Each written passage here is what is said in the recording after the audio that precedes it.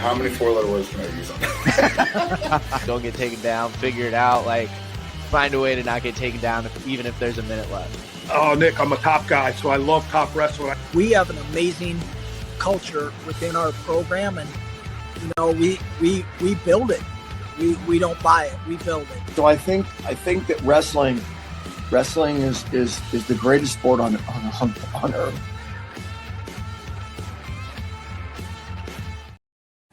What's going on, everybody? Welcome to On3 Wrestling. I'm your host, Nick Kosko, and it's almost preseason time when head coach Scott Goodale joins me on the program. Goody, good to talk to you again. I got to imagine right now feeling nice and refreshed. It's, middle of summer's gone. Preseason's coming up. You got the World Championships as well, so everything's coming up Rutgers wrestling right now as we get closer to the fall. Yeah, first and foremost, always good to be with you, Nick. I'm sure you're enjoying the summer. I know I'm enjoying it. It's been great to be around our guys. We have just a different crop of guys in there, which makes it refreshing and fun again. And we graduated a bunch, but brought a whole new slew in. So super, super excited. Like you alluded to, World Championships coming up. Barbosa and Nini will compete later on this week or next week. And in a month, Coach Labriola and Dylan Shawver will head to the Senior World Championship. So still a lot of training going on, a lot of guys in the room, which has been great. And everybody is enjoying the Jersey Shore, which is always fun to get those guys down there. Yeah, I saw a couple of the beach workouts for you guys. That's pretty much an annual staple. You're talking about the World Championships coming up with some of the younger guys, and obviously you mentioned Labriola and Shawver already. Just the competition in the room has to be through the roof right now. Considering I feel like there's more summer wrestling for your guys compared to last year, even the year before, when it comes to the World Championships, and these guys obviously getting the opportunity to represent other countries other than the United States as well. Yeah, I think we do got a bunch of guys now that are representing other countries. It's, we've been over this. The avenue that Sebastian took was great for him, and we spent all last summer preparing him for the Olympic Games, and that obviously worked out, right? So, and it's great. He was in with Coach Buxton today to help with Alex Nini's preparation and Barbosa's preparation and Dylan. So it's good to have those guys back. But, yeah, our guys are just wrestling for different countries, so with that comes a lot more opportunities, and it's always part of our recruiting pitch. If you're going to make a world team, we're going to send you and support you and take care of everything that needs, going into to prepare and win at a high level. So we look forward to those guys have done a good job all summer long. We look forward to their competition coming up next week. So turning the page from the last season, obviously it didn't end the way in March the way you guys wanted to, but a lot of veterans back. Of course, a great recruiting class, which we'll dive into in a little bit. Was there any change to the training regiments, or was there any different messaging after the NCAA tournament going into all right, we're going to take some time off, but let's reset and then let's focus on these small individual goals to bigger goals throughout the summer before we get to next season? What was that whole transition period like when you go from March and ultimately over the last 5 months? Yeah, we did. We took some time off, and but our guys were pretty eager to get back into it. I think a lot had to deal with Dylan Shawver really wanted to compete again, which is good because it keeps his foot to the fire, it keeps his foot on the gas. So there was something for him to train with, and with that, everybody else. Then, of course, when you get the guys from the portal, they want to get on campus. They want to get into a new system. They want to train. So we were fortunate enough to put together a schedule, and we really stuck by it all year long. Every Monday, Tuesday, and Thursday we're training, and then there's a bunch of individuals going on, whether it's Wednesday, Friday, or even with our SKWC on Sunday morning. So I feel like we're in the room quite a bit, and it wasn't because we didn't have a great Friday night at the national tournament. It was just because we got a group of guys that really, really want to get better. We have that freshman class that all redshirted last year other than Connor Hare. They have an opportunity now to be in this lineup. And then you have other freshmen feel like they're ready to be starters right now. Guys coming in as true freshmen. So the mix of guys wanting to get back in the room, freshmen eager to get in the lineup, and then the true freshmen getting on campus, it was a lot, there was a lot going on, and guys want to wrestle. And when they want to wrestle and they want to practice and they want to jump levels, this coaching staff's going to be there for them. So that's kind of been the role all summer long. There's always been somebody in here, and it's been really good. Great attendance from our guys. And I think a lot of that has to do with the 30-man roster and where NCAA wrestling's going. And guys better train to make this team, and that's kind of where you're at right now. Is there like more feet to the fire when it comes to that stuff? Obviously, with the roster cap, the scholarship allotment, however you want to phrase it, with the changes to the sport, is it like, all right, everyone's kind of, I don't want to say with it, I mean, that's just putting it lightly, but as you alluded to, it's like, all right, the competition's there and no one's really taking an elongated period of time off, and they want to make sure they stay ready and get ready for this upcoming season. Yeah, they have to be ready. You can't have a bad preseason. I know it's a long season, but you got to come into preseason in shape. You got to be ready to compete because of the type of kid we've brought in. I mean, it seems like recruiting's gotten better and better and better, and we're getting some high-end guys that this is the way they live their life. This is just a part of their life. And then, we haven't even talked about the 5th and 6th year seniors that we have that have been with us. They've really, really been our leaders, man. It's been a long time since we've had incredible leadership. And guys like Clark and White, White did a big-time internship, but was in here different hours with guys. And PJ Casal's been an incredible leader. But Clark and those guys and Shawver wanting to wrestle, like I alluded to earlier, has really helped with that. So there's no reason not to be in there at this point. And those guys, I'm sure we'll talk about the guys from the portal. They've done a great job of being around here all summer long, and you wouldn't even know they weren't part of our team forever. It's been awesome. So you mentioned the leadership and basically the impetus to get into the room. There's a lot of excitement to get into the room. The recruiting class you guys brought in for the class of 2025, another top 10 recruiting class for you guys. Guys like Tahir Parkins, Devin Mago, Jordan Chapman, Billy Townsend. Those are all top 100 guys. Easton Doster out from Indiana, obviously another great find for you guys. With this class, and you mentioned some of these true freshmen possibly being ready to go pretty much right away, where I feel like that's been where you guys have been going a little bit more in recent years, where these guys, they're right on the cusp of like, maybe we shouldn't redshirt them right away. So what have you seen from those young bucks so far, based on, I guess, they're not even fully on campus yet, but obviously getting into the room and training and what you saw in high school? What can you say about this recruiting class? Yeah, that's the great part, is the training and watching them practice and prepare and scrapping and competing in every position. That's been awesome. And it's been like that for 2 or 3, 4 years now, but you get it more than anyone. Let's see how they are during the course of a semester, when academics are involved, when compliance meetings are involved, when tutors are involved, social life's involved. Let's see how they are when the season starts, and are they really ready, right? Wrestling wise, no doubt they could. If I had to put those guys in a lineup, they'd be able to compete, and I think they do really, really well. I just think about going back to guys like, Nini, Barbosa, Ford, and those guys from last year. Were probably, if I had to wrestle them, they'd probably be ready to go. But it was a good thing that Aiden Smith and those guys got a chance to redshirt. So can they wrestle? Yeah. Are they super, super excited? Yeah. Do they want to be the guys? That's the difference. And from a coaching staff standpoint, let's be honest, with this portal world, why would you redshirt anybody, right? But that's, I don't want to go down that path. I think we have some really good guys that are putting in time as well. So you just got to see how it goes. But man, I tell you, I know high school wrestling gets better and better and better every single year. And you see it. These guys are winning at the world level, the senior level. But we have some guys that I feel like can compete at the national level right now, and just got to be really smart as a coaching staff. But if they're ready to go and they want to go and they're the guy, then we're going to have to make some serious decisions. And I could probably tell you that's going to probably happen. Yeah, without a doubt. Even just as a side note, I saw Jordan Chapman, who, obviously he's been one of the more exciting guys in the state of New Jersey. And he just competed in a jiu-jitsu tournament over the past weekend that even my school was attending down in Wildwood. So, the kid's very crafty. So I feel like he's one of those young freshmen, along with the rest of the class, where it's like they don't want to spend any time off the mat. It's like just going back to that excitement factor that you mentioned before. Again, it's just, let's make sure they're ready to win at the national level. It's kind of like what we had to do with Barbosa last year. We just felt maybe a year away from being able to compete at the national level. So we had the opportunity because of Tony White to redshirt him. So we'll take those same steps. But yeah, Chappie's he's different. I didn't even know he was doing that, but he's pretty good. He's a fan favorite already, and he's a national favorite. Everybody knows him, and that's great for Rutgers wrestling.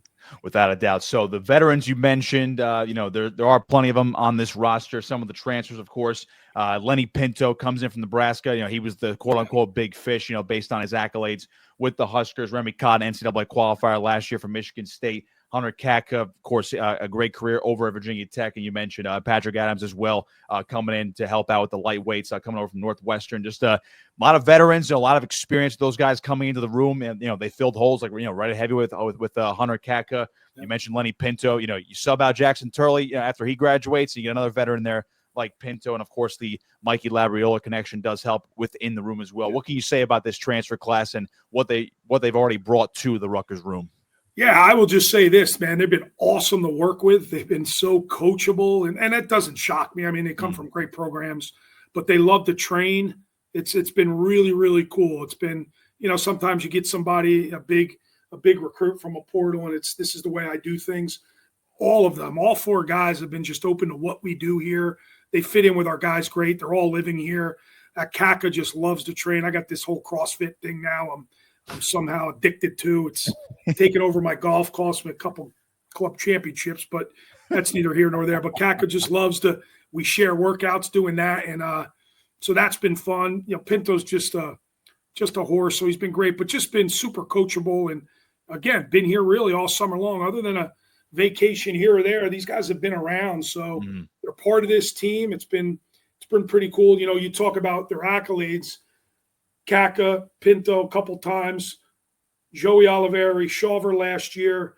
There's a lot of round of 12 guys in our lineup right now that have a chip on their shoulder and really want to end it the right way. So even, Andy Clark's won some matches out there, and Tony White and guys like that. So a lot to look forward to, but we definitely got some senior leadership, and they've done a really good job of blending in, mixing in. They're just part of this family right now. It's pretty special.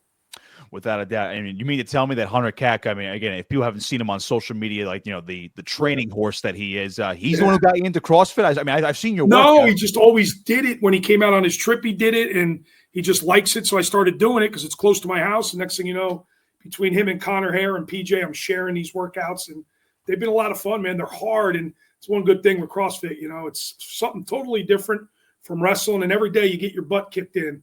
No matter what, I think I'm getting in shape. I'm strong, and I got my butt kicked in this morning, 6 a.m. So it's a little bit frustrating, but it's great, and our guys love it. So I continue to share with them, and we go from there. You think it's part of their way to take you away from the golf course so they can eventually beat you on the course? How's that going? Never happen. It will never happen. One bad weekend, but that will never happen. But I do have a lot of my guys. We are playing. We work out in the morning, and by 4 or 5 o'clock, they're at the Rutgers course. A lot of them are golfing right now, so that's pretty neat. They're trying to catch up to you at this point, trying to get down to your handicap level. So, we already alluded to some of the guys that you redshirted last year, guys like Aiden Smith, Andrew Barbosa, they came up in spots in certain duels. So they got some of that varsity experience last year while preserving a year. Connor Hare, another guy, again, who was in the lineup last year, whatever people think about his, if you want to call it an NCAA snub last year, how, he did perform relatively well as a true freshman. He was one of the examples where you kind of just, you let him off the leash right away. So how has he progressed from year 1 to year 2 as now he becomes a true sophomore where, he maybe you don't want to call him a veteran of the lineup, but obviously he's seen it already, so he knows what to expect. Exactly. I think there's a little bit of an advantage. And then those 5 dates help for guys like Barbosa and Aiden and Nini, Ford.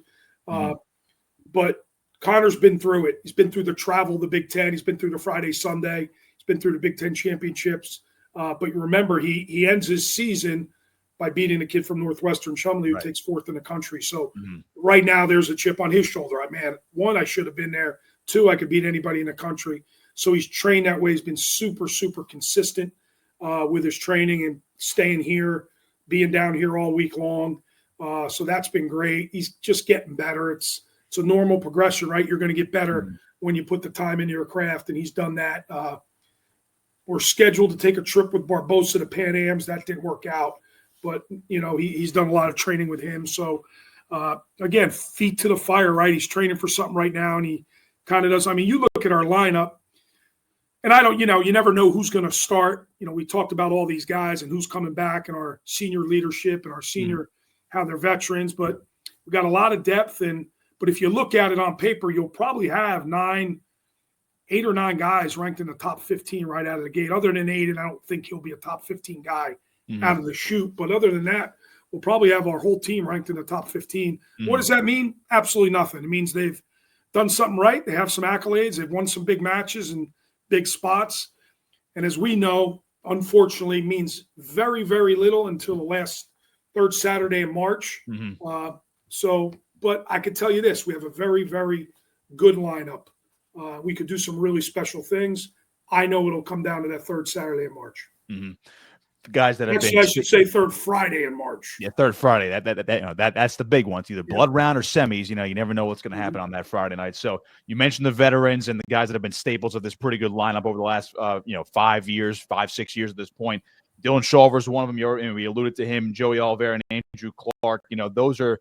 It seems like, especially over the last couple of years, it's all those guys right in a row. Even going back to just last year, where Clark, finally found, I guess, like his most natural way to 149 again last year. So you look at those three guys; they were all right in a row last year. They were a headache to deal with it from a dual perspective. All had really good tournaments. Obviously, didn't end the way they wanted to on that Friday night, but it just seems like those guys are, as you alluded to before, some of the de facto leaders of the team and have really set the example. And so what have they meant to the program for you and your entire staff? Over these last 5-6 years. That's awesome, man. I mean, think about college sports, forget wrestling, but think about college sports. How many guys hang around for 5 or 6 years at a school? It just it doesn't happen. And like these guys you're talking about, they're part of my family. They're at the house. They're good friends with my son, obviously, who went here. They're just part of it. So they're just part of my everyday life. These are people I talk to on a regular basis. And I love that, man. I love that relationship. And that's always what I've been about, is the relationship. And of course, getting better at wrestling, doing the right things, living this championship lifestyle. But those guys have done it, and they don't have to stay here. They love Rutgers wrestling. They're a huge part of what goes on in the building behind me, Jersey Mike's Arena, and they're a hot commodity on campus. So I love to see their progression. I love to see them grow to become incredible men. I mean, let's be honest. I think Shawver here is getting ready to get engaged, married. Clark's not too far behind in others. I've seen them grow up to be men. I love those guys, and that's what it's all about for me, is just the relationships and sitting in their living rooms when they were seniors in high school. And here we are, 5 years for Joey and 6 years for Shawver and Clark. It's been, and man, heck, 5 years for Tony White. Yeah, same boat. So I love those guys, and everything they've meant to our program is, they're always going to hold a special place for me. So it's just the way it is. Yeah, certainly going to be I would say the faces of this last era of Rutgers wrestling for sure. I wanted to pivot over to the staff. The staff continuity, good going into this year. Steve Mytych, hot on the recruiting trail. Joe Pollard, obviously, staple of Rutgers wrestling for so long. Mikey Labriola, you already alluded to before, he's competing, so he's keeping those competition juices flowing. He's going into year 2 as a coach. What have you seen from your staff over the course of these last 5 months of the season concluded? And obviously, I'm curious about how Labriola has been adjusting to now year 2 being an assistant coach while even still balancing those competitions. Yeah, it's great. I mean, it's crazy. These guys that you met, they love the whole recruiting process. They love June 15th when you could first make those phone calls, and they love August 1st when you could do home visits, or this year it was August 4th because of the convention. But they love it. They love being on the road. Labriola's wants to be involved in every home visit. They love that part of it. And then they like coaching, right? They love training. Mikey's training right now, so he's in a little bit different headspace. But that's good. That's been good for us to watch these guys, and he's bringing our guys along with him. There's a lot of individual training going on, because when he shifted over to that mindset, it was all in, and it has not affected his coaching. It has not affected his recruiting. This is what he does, and he's been awesome. It's been a good first year. Still a ton to learn, but he's so eager to learn it, and I think he's gotten some good. Heck, what goes on behind these doors. It's pretty wild, and it's fun. It's fun. So he got to see all of it for 1 year from Pollard and Mytych. They're doing their thing, great at what they do. It's been awesome. It's been awesome. But both guys, and the one thing with our program is we don't say, well, they're the lightweight coaches, right? Because they're smaller guys. That's not really how we roll at this program. Joe has incredible relationships with our upper weights, right? Very tight with Hunter Kaka. So But there is a little bit of, man, we didn't get it done at that national tournament last year because it was the first 3 weights, right? That Friday night. So there's a little bit of, that bothers them. That sits with those guys, and it should. Good. It sits with all of us. And that's what, makes the staff what it is. So fortunate to bring in Zach Elam, who moved out here in, I want to say, late May, and has hit the ground running. He's awesome for upper weights. Have a great upper weight coach right now and works with our big guys. And we have a lot of big guys in there. So it's been good for Hunter.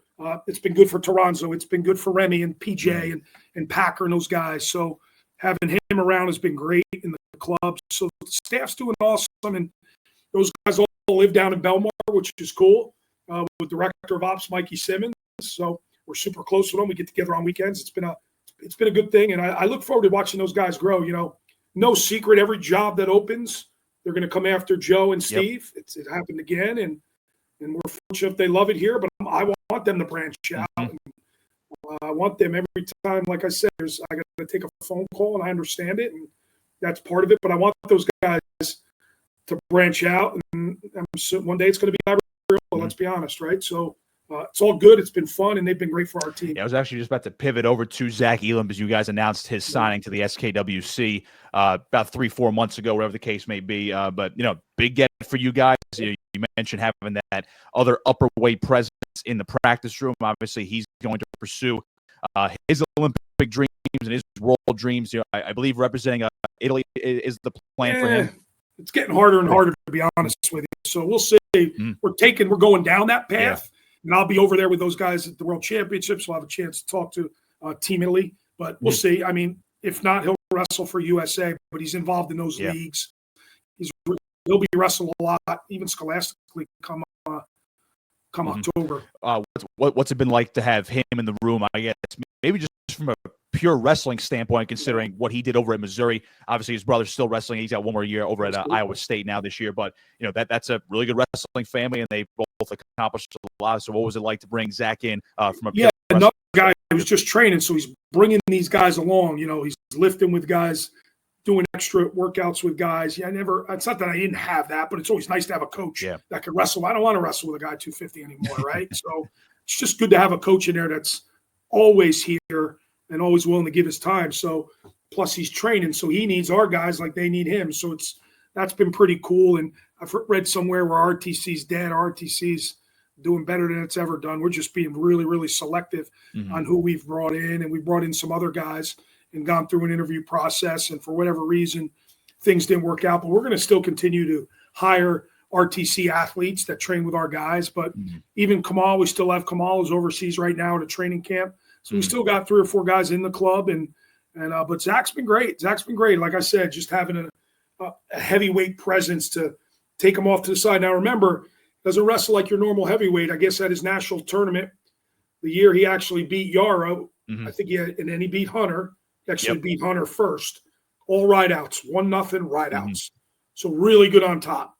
Really, we would bring Elam in last year, weeks at a time, to train with Yara to prepare him on the mat. So that's good. That's a good thing. Somebody who's stingy on top can work with guys on top.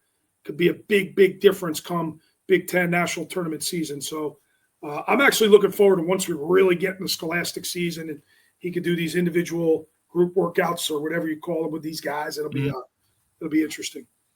So a couple more for you before we get into a relatively big announcement for you in the program coming up in just a second. I wanted to talk about the schedule real quick. I believe it's not totally finalized yet, but I believe most of the opponents are already announced for you guys home and away for the most part. I know the Big Ten schedule was actually, at least in terms of the opponents, were there. So Maryland, Michigan, Minnesota, Purdue, all at home. You guys are hitting the road at Illinois, Michigan State, Northwestern, and Penn State.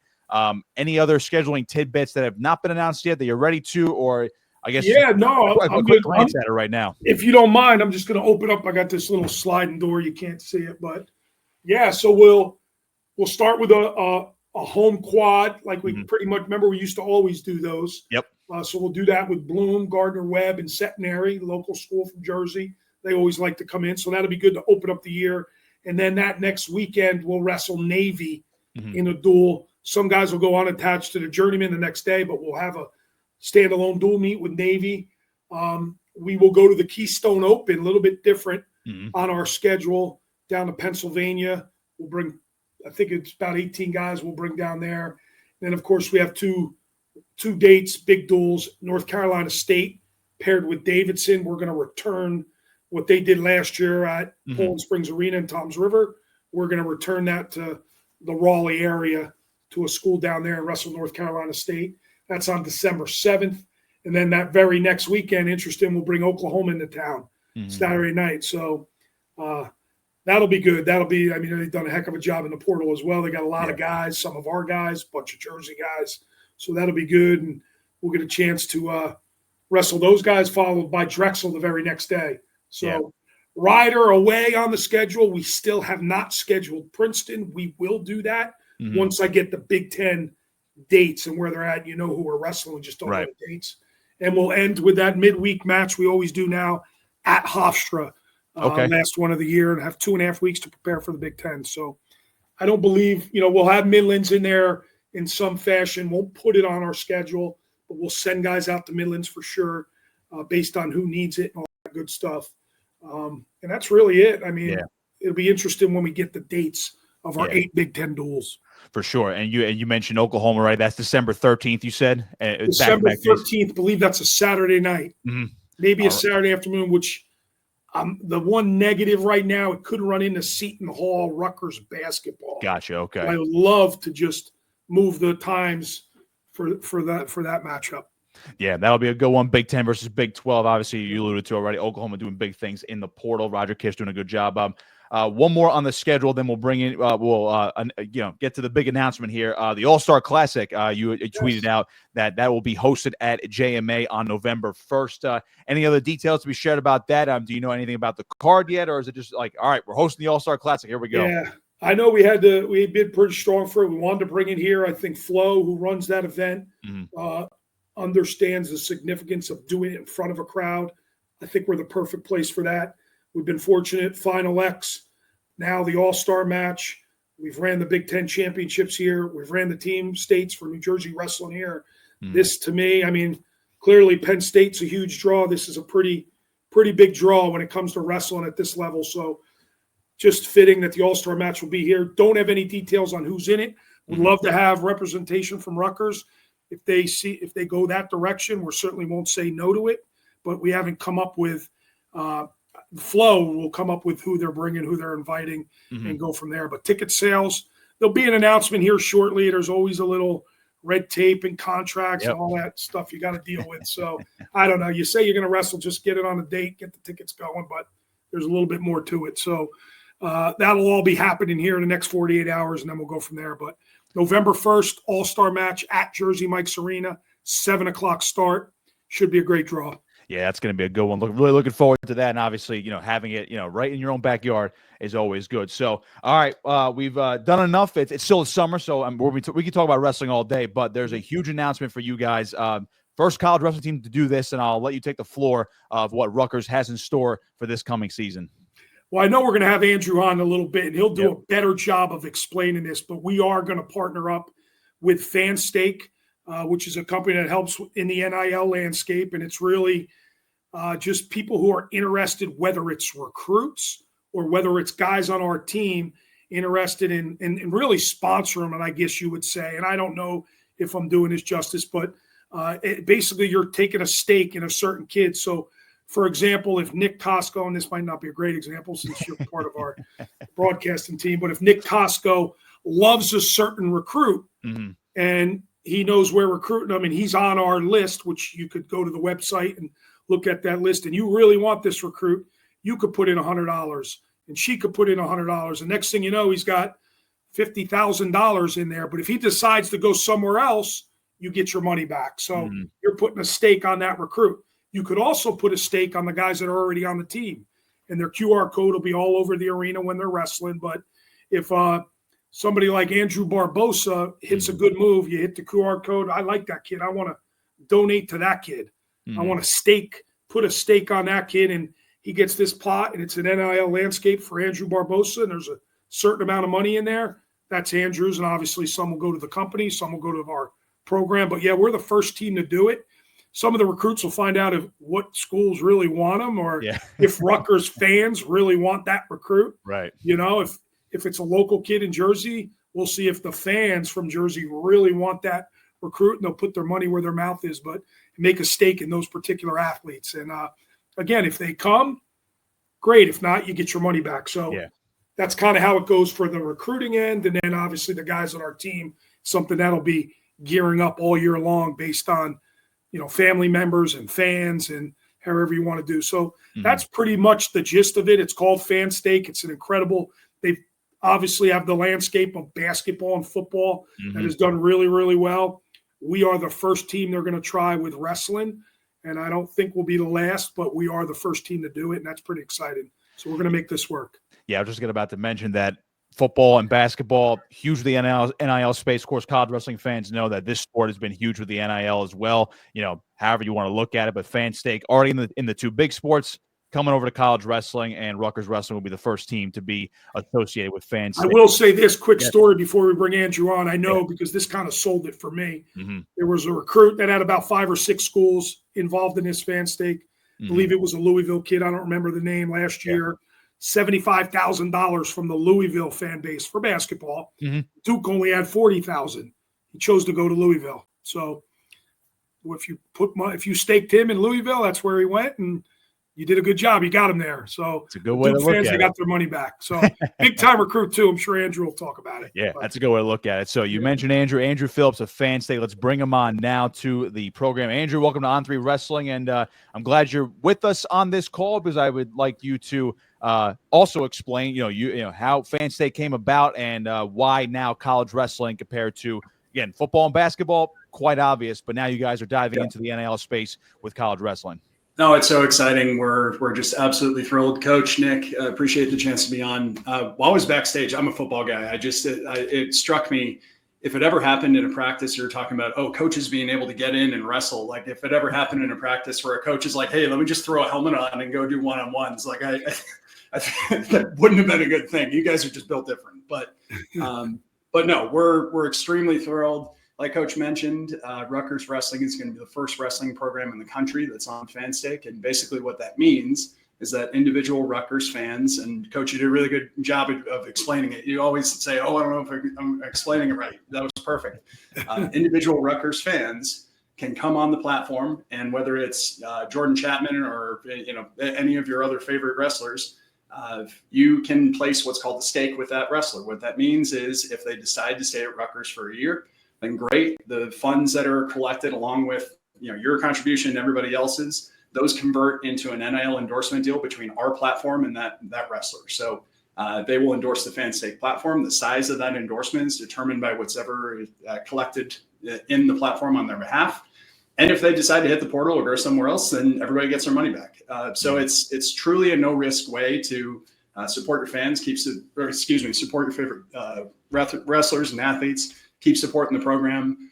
And there was a really interesting use case. You'd mentioned the Louisville case, but within the basketball world, people might remember there was Cooper Flagg. He had made a comment of like, maybe I do want to come back for a year. Almost $75,000 appeared, very, very quickly. There was $25,000 from one Duke fan, $10,000. Now, does it match the rookie contract from the Mavs? No, but those people all got their money back. So, a really interesting use case for us of the platform working and doing the things that we wanted to do. And finally, I just add, it took a handful of meetings. Like I mentioned, I'm a football guy. We started with football and basketball as a platform, but it only took a few meetings before people started asking me, hey, well, what are your plans for wrestling? And, after leaning in and learning, it just, the impact and the size. And I moved to Minnesota in 2019, got really exposed to just Big Ten wrestling culture and going to some matches at the U. And, I think Rutgers is the perfect partner for us for really 3 key reasons. First, just where they've been success-wise, right on the cusp and, finished just outside the top 10 last year. Really making a national splash, and with all the talent you've got coming back, you've spent the last 20 minutes talking about it. Senior leadership anchored with young guys coming in, really poised to make a splash. So number one, Number two, there's been this lean in from the Rutgers staff on wanting to be innovative and wanting to turn over every rock in the NIL space, and which is certainly what we're hoping to allow programs to do, to tap into a wider network of their fans and allow them to participate in a way that is really unique, to have this no risk contingent way to contribute to your favorite athletes. So they've been really receptive to that and leaned into that and wanting to be innovative. And then finally, there's a stat that caught my eye as I was kind of learning more about Rutgers wrestling, that they were number 5 nationally in attendance, which, as I think about, okay, what are the different factors of passion that we look for? And I've, as I kept doing further research, kept hearing about, the broader New Jersey wrestling community just referred to in that term, the New Jersey wrestling community, New Jersey wrestling fans, and what it means to the state of New Jersey and just the passion of the people in New Jersey when it comes to wrestling. So all three, amazing reasons for us to be partners. We couldn't be more thrilled and really looking forward to seeing what the Scarlet Knights can do on the platform. Love to hear that. And Andrew, I mean, you pretty much summed it all up right there. So I'll leave you here with this before we wrap up here. Just you kind of already explained how you guys saw wrestling. So, all right, this is the next big opportunity. I think wrestling can really be a sport that can be capitalized on, as fans are going to be really invested. At this point, when it comes to Rutgers, is this more of just like, all right, they're going to be the first team to do so? I mean, do you plan on expanding to college wrestling in general very soon? Or is it like, all right, bread and butter's football and basketball, we're going to let wrestling play it out a little bit? How do you see the future of Fanstake going, especially when it comes to other sports too? Like, obviously down the South, baseball's huge, softball's huge, and other things like that. Sure, yeah. No, I mean, for us, just strategically, when we first got started, so our founders, they came together around last spring. I joined about midpoint in the summer, and then we've made a few hires since then. But we really only launched the platform at the end of November. So this has only been around for so long. So football and basketball, natural for us just because of data partnerships and the ways that we can organize rosters, just made that very easy. But to your point, it took a couple of meetings to get the question, okay, what about wrestling? It took a couple more meetings to get the question, okay, what about baseball? What about softball? What about volleyball? So, this is a first very exciting step for us to enter into wrestling. We're really excited about for all the reasons that you would expect in terms of attention and media markets and all the things that make this such an exciting opportunity for us. I mean, the numbers on the finals for, certainly not just that heavyweight match where, Gable Stevenson was upset, but the broader, just viewership of that, or the volleyball national championship, or the softball national championship, the numbers on the Women's College World Series, all of those have never been higher. So there's this enormous opportunity. While most people have been, focused, at least the narrative has been focused within NIL on football and basketball, there's such a huge impact that can be made with these other sports. And, the other aspect for us is really wanting to have a positive aspect on Olympic aspirations and Olympic sports, and being able to contribute meaningfully to a sport and to the legacy of a sport that does have that Olympic caliber too. So yeah, for all those reasons, Rutgers could not be a better first partner for us. We're really thrilled about that, but we hope that this is a first step. We actually have our first baseball team that's going to be joining in the spring as well. So our first ventures into sports outside of football and basketball, and excited to see where we go from here.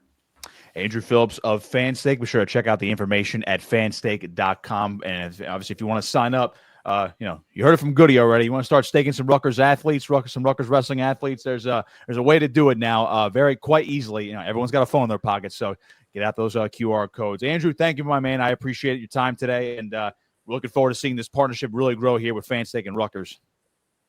No, of course, yeah, Coach Nick, really appreciate it. Thanks, buddy. Appreciate you coming on. All right, Goody. I'll wrap up here with you, and that's great stuff. Obviously, a big announcement. Big. The biggest thing, Nick, and he mentioned it. It's like the guy's already on your roster. I don't ever want to lose any of those guys ever again based on money, and that obviously happened to us, right? So, this is important. You want to keep our guys here. Retention. Keep them here. This is a good way to do it. without a doubt. So, all right, before we wrap up, I already asked you about your golf game, so I can't end on a positive note. So, I'm just kidding. So, anything else that needs to be plugged, or maybe something that's going to be in the works for the program? Other than, I mean, we had the big announcement right there, but at this point, we are just about a little less than 3 months away from the season actually getting underway again. I would say the biggest thing is we have 4 guys competing in the World Championships. Not many programs could say that, do that. So I'm pretty excited about that. And we need to win. We're going to go over there and we're going to try to win matches, and that's kind of where we're at. So next 2 weeks, or I should say next week, 3 weeks after that, senior level, those guys, we got some World Championships to wrestle in. So it's exciting times. And then before you know it, preseason, football tailgates, recruiting visits, and on to November 2nd, first duel. So can't wait to be here soon enough. We'll eventually get that football wrestling crossover again. Another outdoor match. Maybe we're not done doing some things. So already groundbreaking with the NL stuff, and you're already groundbreaking with duels. And if I ask you about the dual meet championship again, I think we're gonna be on it for about another 2 hours. So we know where where I stand. Here. Coach Goodale with me here on On3 Wrestling. Be sure to check out Rutgers Wrestling on their social media pages, and of course, if you're a Rutgers fan, get ready for Fanstake. Get your tickets ready. It's going to be another fun season. Summer's almost over, Coach, but enjoy it while it lasts. Get a couple more rounds in before the season starts, and don't hurt yourself with the CrossFit workouts at this point. Love it. Thanks for having me, buddy. Always great talking with you. Appreciate you, Coach.